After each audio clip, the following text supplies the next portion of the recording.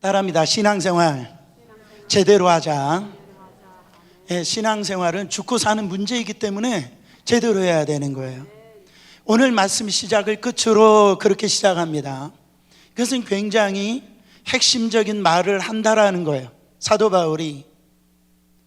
그러니까 아무리 속썩이는 자녀라 할지라도 아들아 내 마지막 말이라 그러면은 그 말을 지켜야 되잖아요. 우리 신앙생활에 있어서 가장 큰 축복은 복음입니다.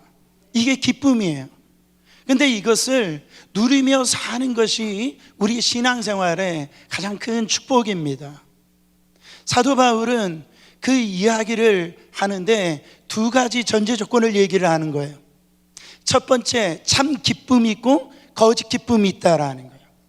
두 번째, 참 복음이 있고 거짓 복음이 있다라는 거예요.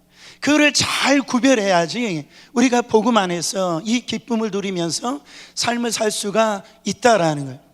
첫 번째로, 여러분 우리는 거짓 기쁨과 참 기쁨을 구별할 줄 알아야 됩니다. 자, 1절 말씀 다시 한 번 더 봉독합니다. 끝으로 나의 형제들아 주 안에서 기뻐하라. 너에게 같은 말을 쓰는 것이 내게는 수고로움이 없고 너에게는 안전하니라. 우리가 빌립보서라든지 이 옥중서신에 보면은 자주 나오는 키워드가 기뻐하라는 거예요. 이 말을 하는 건 내가 수고롭지 않다라는 거죠. 그런데 기뻐하는데 어디에서 기뻐하래요? 주 안에서 기뻐하라는 거예요. 여러분 강조점이 어디 있어요? 기뻐하라의 강조점이 있습니까? 아니면 주 안에서라고 하는데 강조점이 있어요? 사도 바울은 핵심은 주 안에서라는 거예요. 이게 바울 신학의 가장 핵심적인 이 키워드입니다. In Christ, 예수 안에서, 주 안에서. 여러분 그 안에서 기쁨을 누리라는 거죠. 여러분 예수 안에 기쁨이 있습니다. 예수 안에 평강이 있어요. 예수 안에 행복이 있습니다. 예수 안에서 핍박을 이길 수 있는 능력이 있다라는 거예요. 근데 이 세상은 자꾸 예수 밖에서 행복을 찾으려고 그래요. 예수 밖에서 기쁨을 찾으려고 하고 예수 밖에서 바로 평강을 찾으려고 하니까 삶에 기쁨을 누리지 못하고 산다라는 거죠. 여러분 세상에도요 기쁨이 있습니다. 여러분 저도 좋아하는데 여러분 돈에 기쁨이 있어요. 할렐루야. 그리고 외모에 기쁨이 있습니다. 우리 같은 사람들은 몰라요. 외모가 주는 기쁨이 있단 말이에요. 그래서 아침에 사진을 이 거울을 보면서 할렐루야 하는 분들이 있는 반면에 여러분 그 아침에 거울 보면서 놀렐루야 하는 분들이 있단 말이에요. 그러니까 외모가 주는 그 기쁨이 있기 때문에 그 많은 돈을 들여가지고 이 거치장을 한다라는 거예요. 세상이 주는 어떤 명예나 세상이 주는 어떤 지식이나 다 기쁨이 있다라는 거예요. 사랑하는 성도 여러분, 우리 안에 이 성도는 세상이 주는 그 기쁨이 아니라 성도는요 예수 안에서 주어지는 그 기쁨으로 사는 자라는 거예요. 제가 어렸을 때, 지금은 초등학교지만 국민학교 다닐 때 책상이 이렇게 길었어요. 네, 다 기억하시겠지만 책상에요 가운데 선을 긋습니다. 그래가지고 이 짝꿍이요 그렇게 얘기를 하는 거예요. 이게 선 넘어오는 건 다 내 거다 이렇게 얘기를 하는 거죠. 여러분 어느 날 제 필통이 이 짝꿍 쪽으로 이게 선을 넘어버린 거예요. 그래가지고 이거 자기 거라고 이렇게 빼앗아 가는 겁니다. 여러분 기억이 있으시죠? 여러분들은 빼앗기는 분들이었어요? 아니면은 빼앗는 분들이었어요? 이 말씀, 오늘 이 말씀을 보세요. 주 안에서 기뻐하라. 주 안에서 하면 우리가 어떤 느낌이 드세요?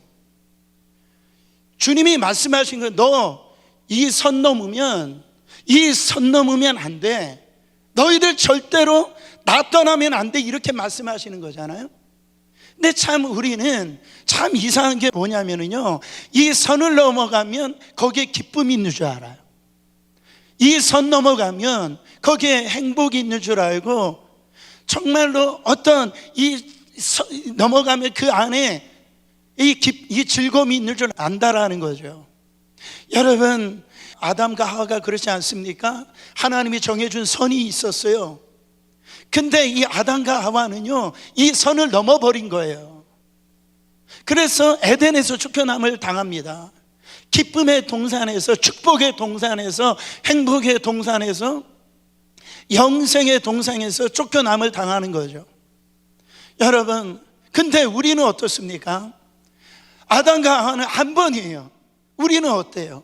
어제도 그 선 넘으셨죠. 아마 오늘도 그 선 넘을 거래요. 우리는요, 여러분, 수없이 그 선 넘어가고 따먹지 말라라는 거, 그 따먹는다라는 거예요. 세상에 주는 기쁨, 그 기쁨이 왜 진짜 기쁨이 아니냐? 여러분, 정말 세상에 주는 그 기쁨은요, 돈이 주는 그 기쁨은요, 지식이 주는 그 기쁨은요, 명예가 주는 그 기쁨 없는 게 아니에요. 있어요. 그러나 돈이 사라지면 그 기쁨 사라집니다. 지식이 사라지면 그 기쁨이 사라진다고요. 그 자리에서 내려오면 그 명예의 기쁨이 사라진다라는 거예요. 그러니까 우리는 인간의 육신의 어떤 그 죽음을 통하면은 어떤 이 세상이 주는 기쁨은 다 사라진다라는 거예요. 여러분, 그렇지 않습니까? 그러나 우리 예수님이 주는 기쁨은요, 여러분 어때요? 사라지지 않는 기쁨이에요. 그 찬양과 그 예배의 기쁨은요, 일시적인 기쁨이 아니에요. 시편 16편 11절에 보면 이거는요, 천국에 가서도 누리는 기쁨이라. 주께서 생명의 길을 내게 보이시리니 주 앞에는 충만한 기쁨이 있고 주의 오른쪽에는 영원한 즐거움이 있나이다. 예수 안에는요, 메마르지 아니하는 그 기쁨이 있다라는 거예요. 우리가 세상의 술이나 어떤 세상적으로, 여러분, 정말 내가 어떤 취미로 누려지는 그 즐거움이 아니라 예수 안에 세상이 알지 못하는 그 즐거움이 있다라는 것. 많은 분들이 그런 얘기를 합니다. 참 인생 짧다, 그렇죠? 인생 덧없다, 그런 얘기를 하는 거예요. 여러분, 지금 7월달 이제 중순으로 들어가고 있는데 조금 있으면 터키 먹고요, 찬바람 붑니다. 그러면은 2015년 끝나는 거예요. 우리가 영원히 100년 살고 이렇게 살 것 같지만은, 여러분, 아침에 안개가 사라듯이 정말 우리의 삶은 한시적이라는 거예요. 근데요, 정말 그 빠른 인생 가운데서 무엇을 붙잡고 살고 있냐라는 거, 어디에서 그 기쁨을 누리면서 이렇게 살아가고 있나라는 거죠. 그 일시적인 거, 한시적인 거, 거기에서 우리가 살아가고 있는지, 아니면 그 영원한 그 가치, 그 안에서 우리의 삶을 지금 살아가고 있는지. 우리 인생이요, 지금까지 그거 붙들고 거기에서 기쁨을 누리고 만족을 누리고 행복을 누려 하려고 애를 썼지만 다 빈그물이었잖아요. 이제 우리의 삶, 정말 하나님 앞에 설 날이 얼마 남지 않았는데 세상의 기쁨 누려봤잖아요. 이제는 예수 안에서 그 생명의 기쁨, 하나님이 주신 그 기쁨 안에서 우리가 신앙생활을 할 때, 여러분, 우리 안에 놀라운 일이 일어난다라는 거죠. 우리가 잘났든 못났든, 여러분, 우리가 가난하든 이 땅에 영원한 것 없지 않습니까? 다 사라질 것인 줄 믿습니다. 그래서 고린도 후서 4장 18절에 보니까 우리가 주목하는 것은 보이는 것이 아니요 보이지 않는 것이니 보이는 것은 잠깐이요 보이지 않는 것은 영원함이라. 여러분, 우리는 다 속고 사는 거예요. 보이는 것이 진짜인 줄 알아요. 그러나 진정한 가치, 진정한 생명은 보이지 않는 것이 있다라는 거예요. 우리 하나님은 영으로서 교제할 수밖에 없는 보이지 않는 하나님이시죠. 여러분, 이 보이는 것은 잠깐이라는 거예요. 정말 보이지 않는 것은 그 영원한 것인데, 그 영원한 기쁨을 위해서 우리가 신앙생활 해야 된다라는 거죠. 그 기쁨을 누리는 사람들은 세상이 주는 기쁨에 취하지 않습니다. 거기에서 우왕좌왕하지 않아요. 그러므로 오늘 또 우리 안에 예수 그리스도가 기쁨이 있어요. 그 기쁨으로 충만해서 세상에서 주는 기쁨에 취하지 아니하고 하나님이 주시는 그 기쁨, 그 메마르지 않는 기쁨으로 살아가서 복음 안으로 그 주시는 풍성한 삶을 사시기를 축원합니다. 두 번째는요, 거짓 복음과 참 복음을 구별해야 우리가 복음 안에서 기쁨을 누리며 산다라는 거죠. 자, 2절 말씀 보세요. 개들을 삼가고 행악하는 자들을 삼가고 몸을 상해하는 일을 삼가라. 하나님의 성령으로 봉사하며 그리스도 예수로 자랑하고 육체를 신뢰하지 아니하는 우리가 곧 할례파라. 뭐를 삼가라고 얘기합니까? 개들을 삼가고, 그 다음에 행악하는 자를 삼가고, 몸을 상하게 하는 자들을 삼가라. 이게 세 가지로 표현했지만 똑같은 말이에요. 사도 바울이 어떤 자들에게 이 표현을 쓰고 있느냐? 바로 율법주의자들에게 이 표현을 쓰는 거예요. 여러분, 헬라파 유대인도 있고 히브리파 유대인들도 있는데, 이 히브리 백성들은요, 율법을 지켜야 바로 구원을 받을 수 있다라고 얘기하는 거예요. 어떻게 예수만 믿고선 구원받을 수 있어? 그 예수 플러스 자기들이 지금까지 있었던 그 율법, 특히 이 할례를 받아야 구원을 받을 수 있다라고 얘기하는 거예요. 여러분, 초대교회 당시 복음이 증거되니까요, 복음의 역사가 일어나는 거예요. 그래서 사람들이 다 주께 돌아옵니다. 변화 역사가 일어납니다. 그러면서 뭐라고 복음을 전하는, 예수 믿으면 하나님의 자녀가 됩니다. 예수 믿으면 이 지옥에서 영원한 천국 백성이 되어집니다.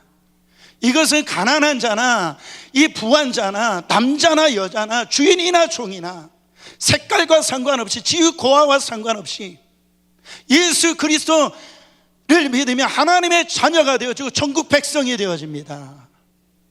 여러분, 이것을 그 히브리 이 율법주의자들이 폐합하는 거예요. 어떻게 예수 믿는다고 천국을 얻을 수 있느냐? 거기에 행함이 필요하다. 율법을 지켜야 되고 몸을 상해하게 하는 자, 이게 뭡니까?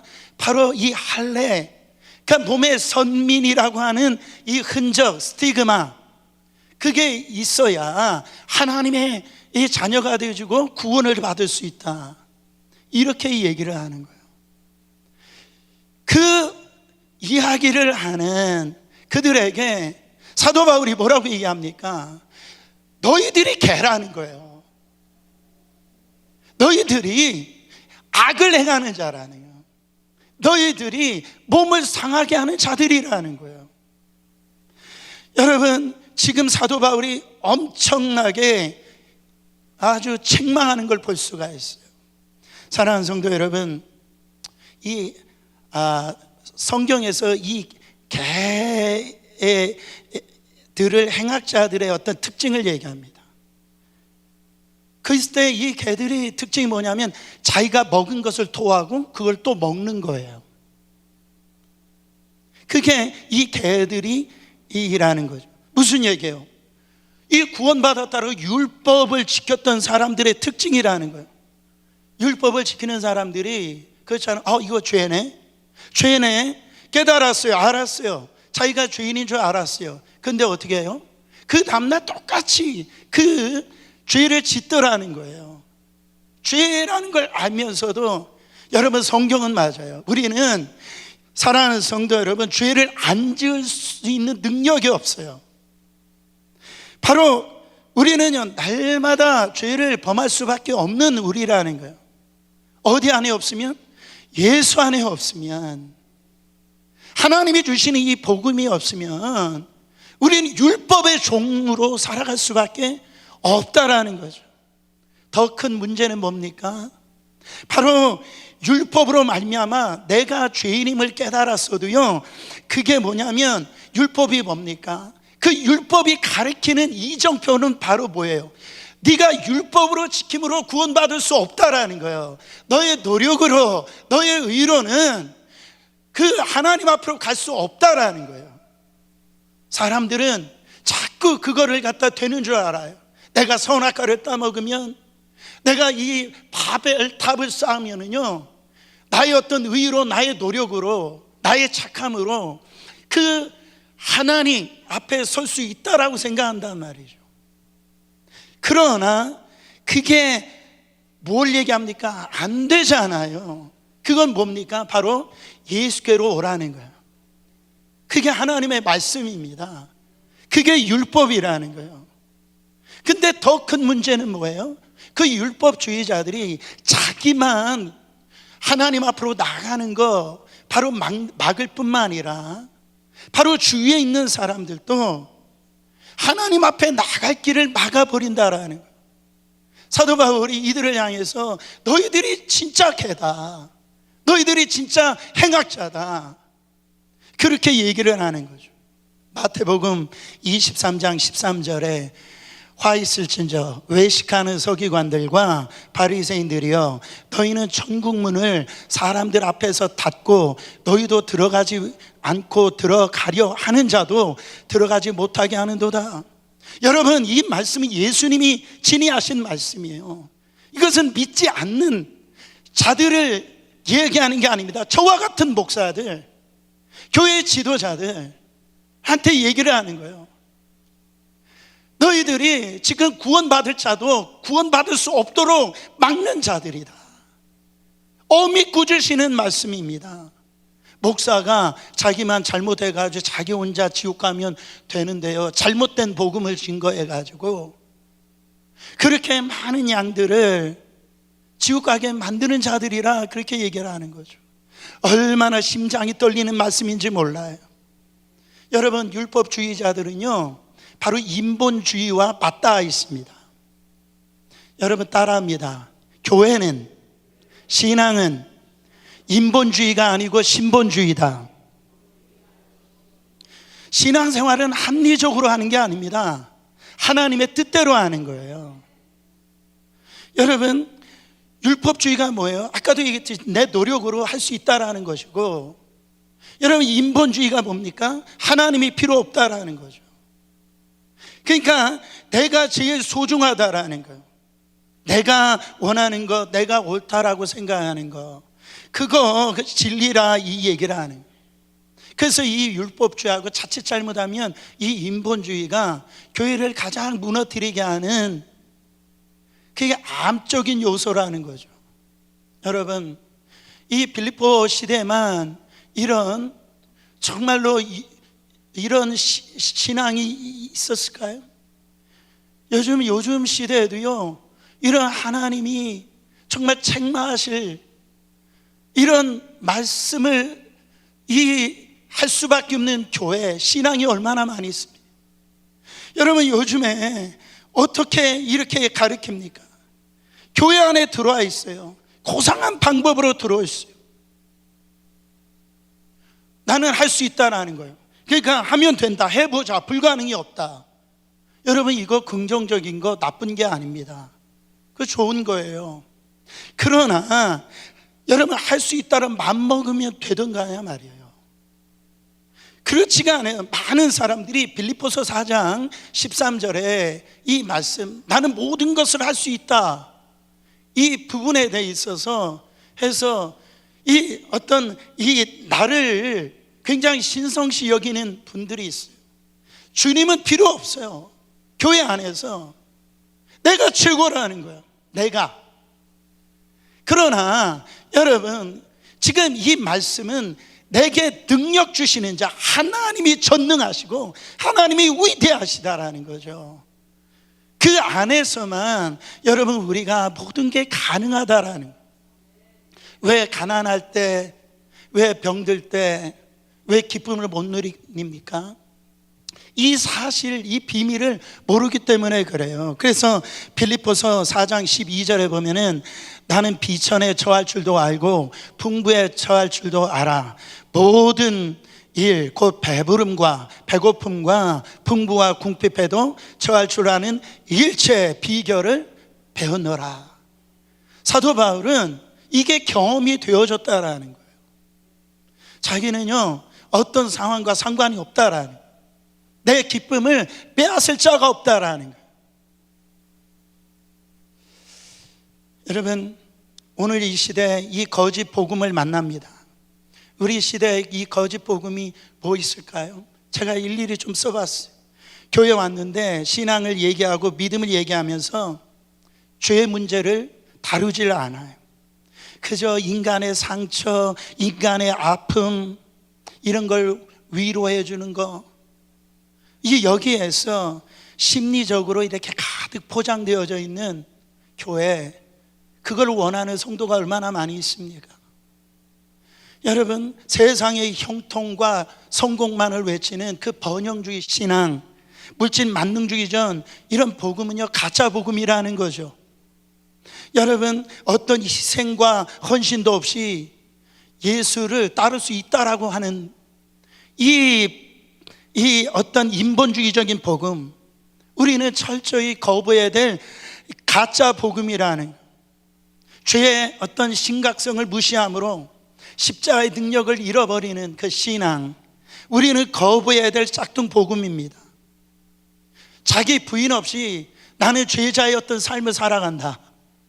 여러분, 정말 희생 없이 헌신 없이 자꾸 하나님의 영광만을 취하려고 하는 이 가짜 복음, 여러분, 그리고 교회는 어떻게 되든지 상관없고 나만 나의 유익만 찾으려고 하는 그 이기적인 그 복음, 여러분, 이것이 그 사도 바울 시대만큼이나 오늘날 지금 넘쳐버리고 있다라는 거예요. 근데 거기에 우리의 귀를 내어주면은요, 바로 우리의 마음을 빼앗기게 되고, 우리 마음을 빼앗기게 되어지면 어떻게 되십니까? 바로 우리가 들었던 구원의 기쁨을 놓쳐버리는 거예요.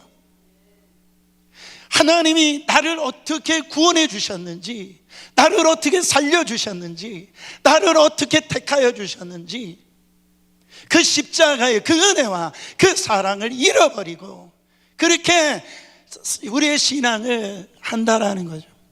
여러분, 흔들리지 않는 기쁨은 거짓 복음으로는 불가능합니다. 진짜 믿음으로만 가능한 거예요. 거짓 복음은요, 일시적으로 기쁨을 누릴 수 있어요. 그러나 여러분, 그거는 들통이 나게 되어 있는 거예요. 왜? 그거는요, 바로 추상적인 믿음이기 때문에 그래요. 그거는 껍데기 같은 믿음이기 때문에 그래요. 그래서 이런 자들을 너희들은 개 같은 자들이다, 악을 행하는 자들이다, 그렇게 말씀하고 있는 거예요. 그들을 향해서 오늘 사도 바울이 핵심적인 말씀을 합니다. 뭐라고 얘기합니까? 3절 말씀이에요.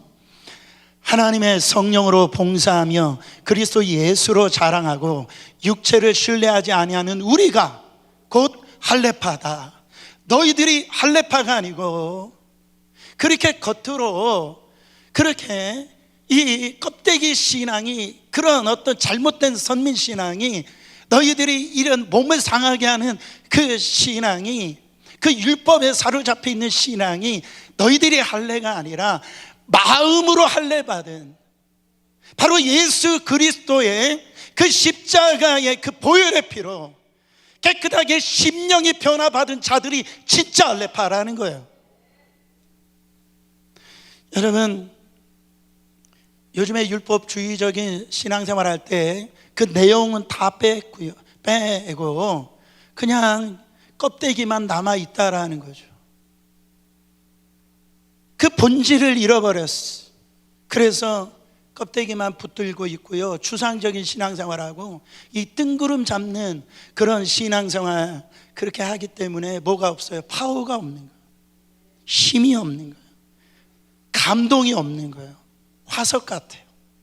그냥 이렇게 화석 있죠, 공룡 화석. 여러분, 공룡 얼마나 거대합니까? 그거 보면서 두려움을 느끼는 분들이 있어요. 죽어 있기 때문에 아무리 거대할지라도 그래서 두려움을 못 느껴요. 보세요. 추상적인 신앙이 그래요. 있는 것 같은데 바로 움직이질 않아요. 힘이 없어요. 감동이 없다라는 거예요. 그러므로 우리는 이 추상적인 신앙, 우리는 벗어나야 될 줄 믿습니다. 그러니까 내가 만난 예수 그리스도가 있어야 돼. 삶 속에서 내가 만난 그리스도의 이 체험이 내 안에 있어야 돼요. 말씀이 내 안에 지식이 아니라 나의 일상의 삶 속에 그것이요 실제가 되어져야 된다라는 거예요.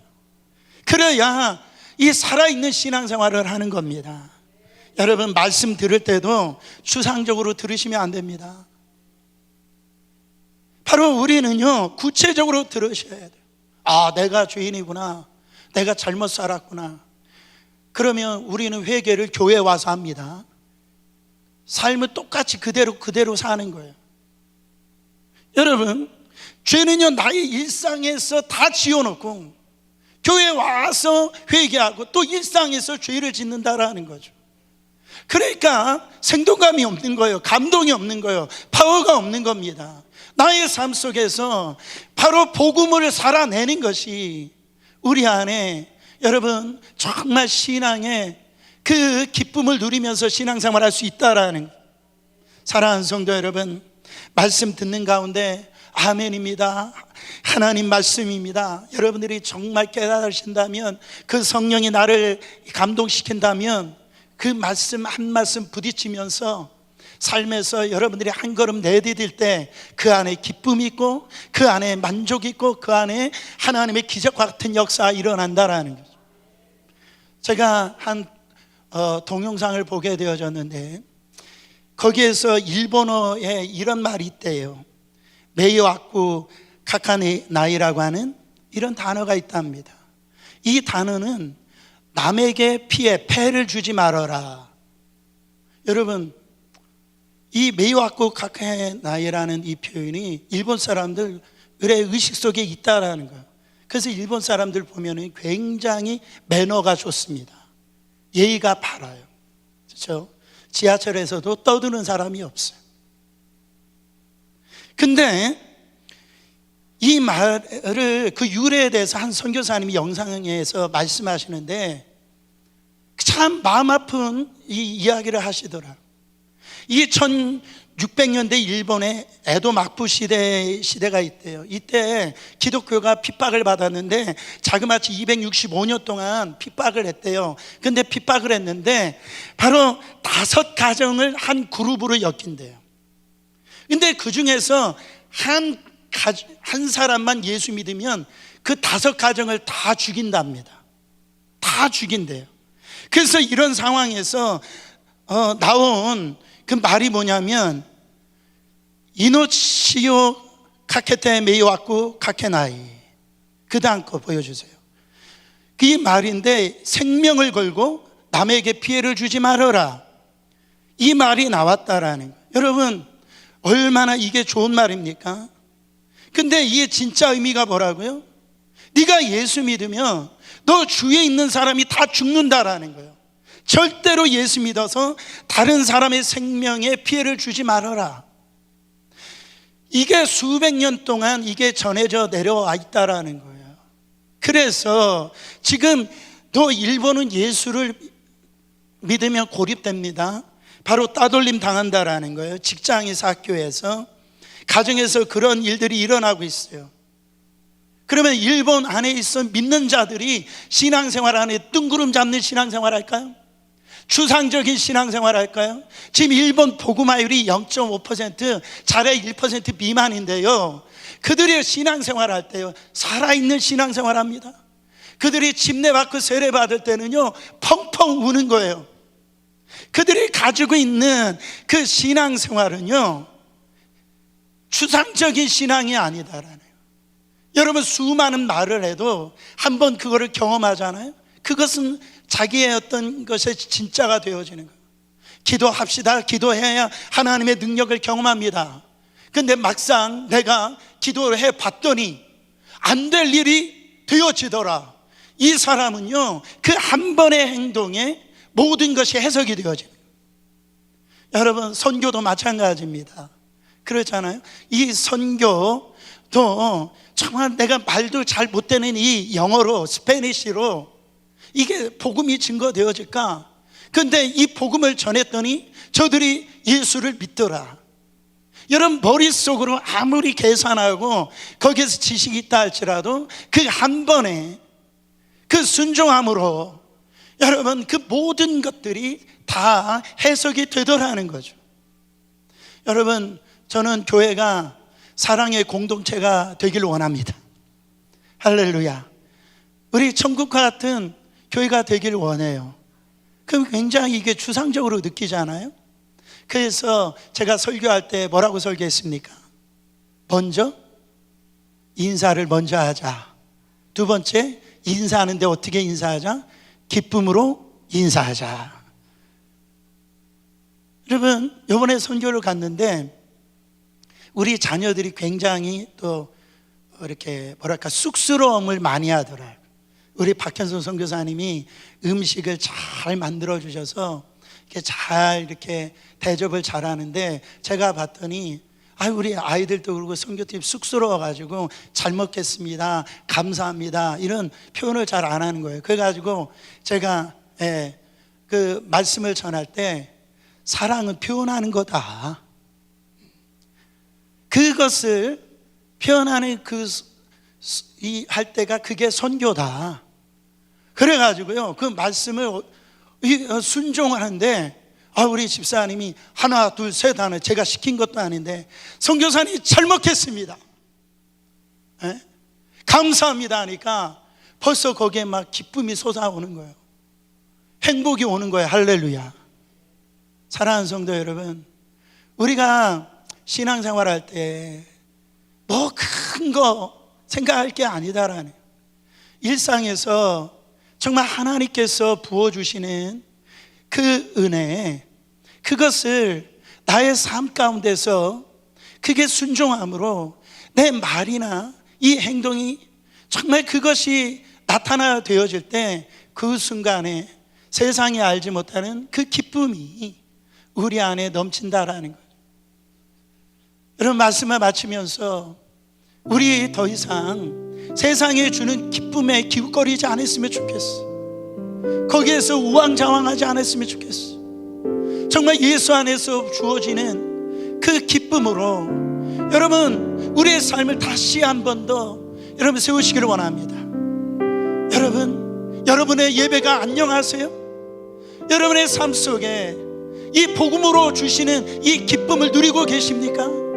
내 삶 가운데서 지금 기쁨으로 살아가지 못하고 있다면 여러분, 우리는 세상에 내 기쁨을 빼앗기고 있는 거예요. 그리고 여러분, 우리의 삶 속에서 바로 이 거짓 복음, 나는 어떻습니까?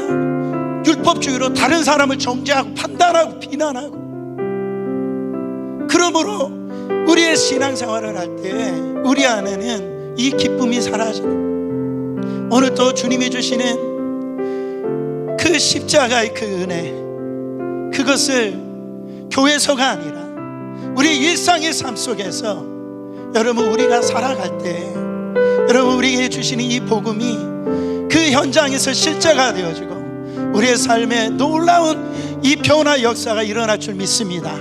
우리 함께 찬양하겠습니다.